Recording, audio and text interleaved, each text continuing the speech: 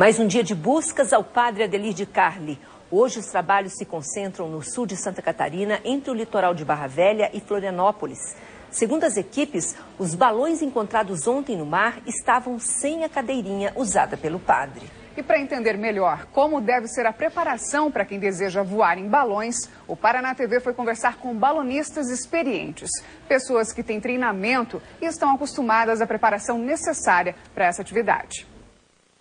Com apenas 21 anos de idade e 6 anos de experiência em balonismo, Caio já acumula troféus. Acaba de ganhar um festival internacional realizado no último fim de semana em Torres, litoral do Rio Grande do Sul, que teve provas canceladas por causa do mau tempo. Você tem que voar, projetar bem seu voo, tudo dentro das normas, para você não fazer o que o padre acaba fazendo.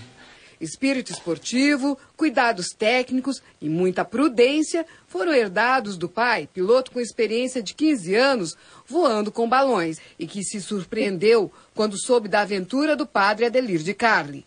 O tipo de voo do padre de Carli foi realizado pela primeira vez nos Estados Unidos há 26 anos.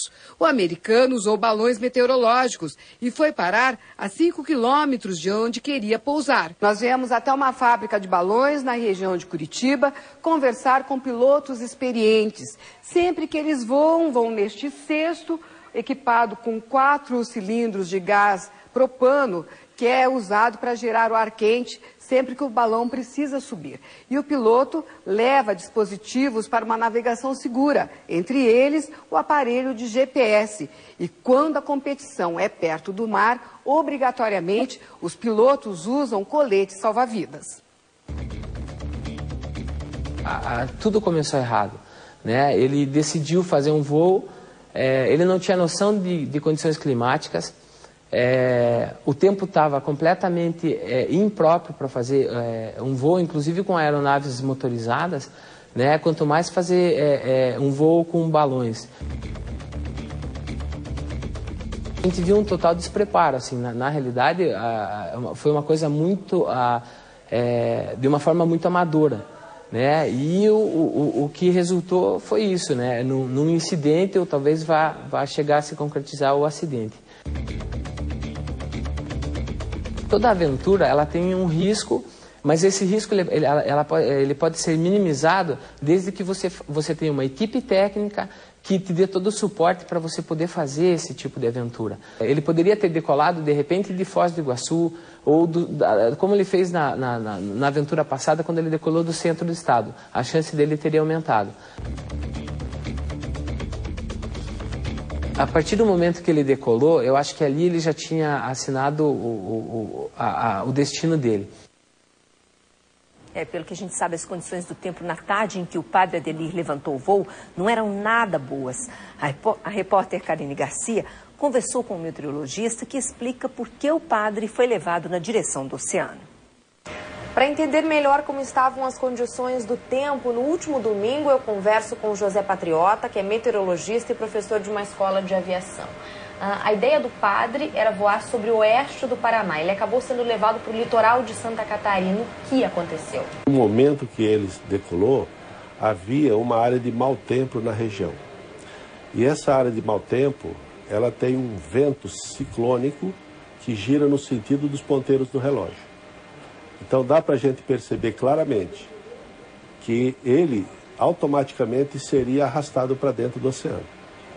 Se ele tivesse escolhido um momento de tempo bom, o vento seria o contrário. O vento giraria no sentido anti-horário. E aí não teria problema. E aí não teria problema porque ele seria arrastado para dentro do continente. No dia em que decolou, o padre até foi questionado com relação ao tempo, as condições do tempo. Não é teimosia voar com essa chuva?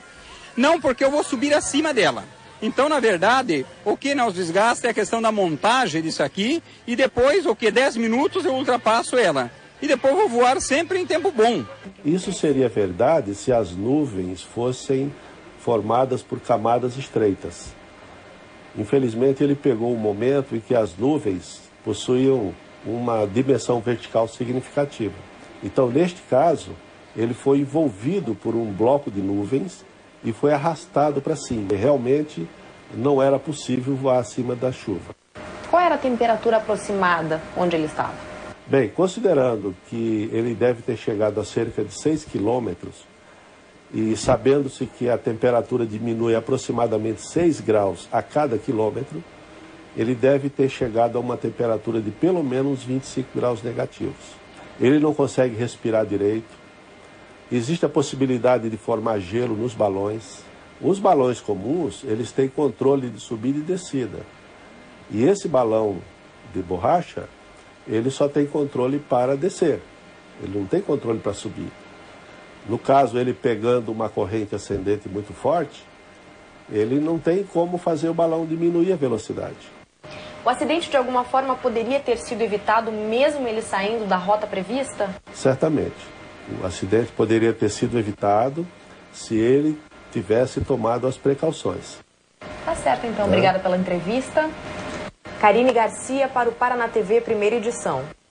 Complicado, hein? Vamos falar um pouco mais sobre as buscas ao padre Adelir de Carli. O repórter Tiago Eltz está em Paranaguá e tem mais informações. Boa tarde, Tiago.